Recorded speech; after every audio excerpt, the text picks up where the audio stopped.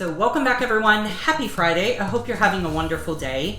Today I wanted to share with you a few simple tips on how you can keep your home looking tidy every day. Tip number one is to make your bed. Now this is something that should go without saying, but a lot of people have fallen out of the habit of making their bed every day.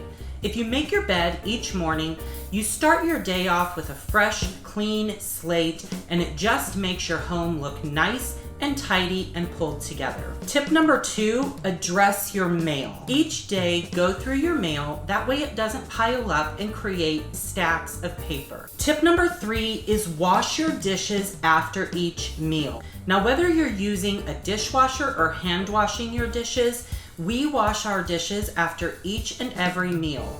That way, everything looks tidy and cleaned up and pulled together all day long, and before we go to bed, everything is nice and clean. Tip number four, tidy up your home before you retire for the evening. If you have blankets or throws out on your sofa, fold them up nicely and put them in their designated place, and then put your pillows back in order. So these are some of the things that we do here in our home to keep everything looking tidy and picked up. Even if your entire house isn't clean, just following some of these few simple tips and rules will help keep things looking organized throughout the day.